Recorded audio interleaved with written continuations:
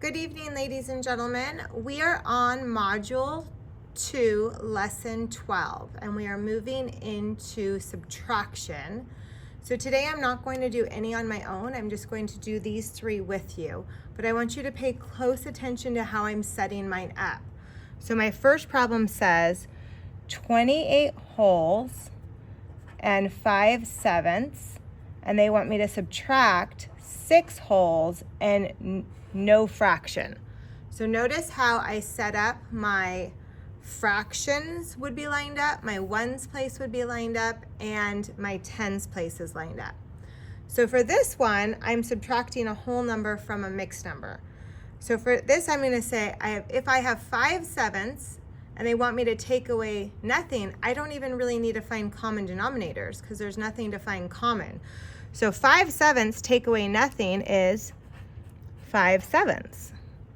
And 8 take away 6 is 2, and 2 take away nothing is 2.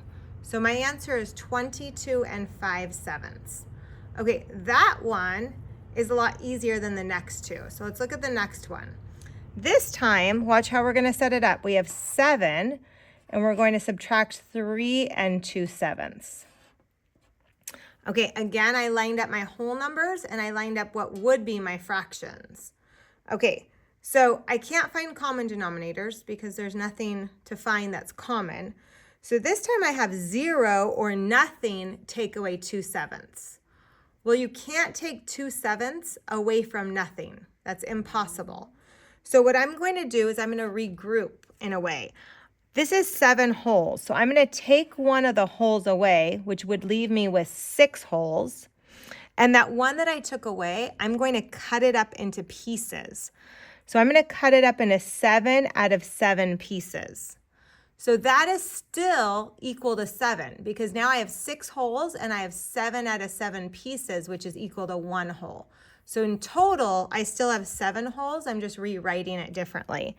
And now I can set up my problem next door like this. And notice I have a space between, so my work's really lined up. Now my fractions are lined up, my whole numbers are lined up, and now my problem's possible. So I have 7/7, take away 2/7 is 5/7. And I have 6, take away 3 is 3. So my answer is 3 and 5/7.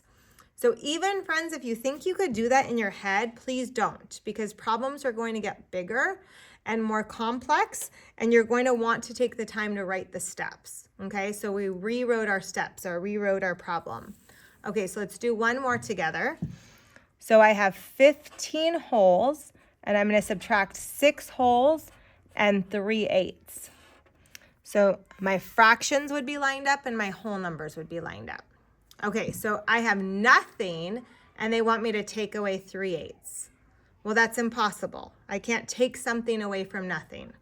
So I'm going to borrow. I'm going to take one of the wholes away, and I'm going to cut that whole up into 8 pieces because my denominator is 8.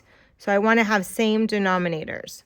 So again, this is still the same as 15 because I have 14 wholes and then I have 8/8, which is the same as 1 whole. So I still have 15, and now I'm going to subtract 6 and 3/8. And again, notice how we're setting it up. We have space between, so our work's all really neat. So now I already have common denominators. So 8/8 take away 3/8 is 5/8. And 14 take away 6, if we needed to borrow, we could say is 8. So my answer is 8 and 5/8. Okay, so ladies and gentlemen, on your homework tonight, they ask you to do some different strategies. We're just going to use the same strategy that I did. So regardless of how they ask you to solve it, we're not filling in the boxes, we're not using the number line, we're not working horizontal.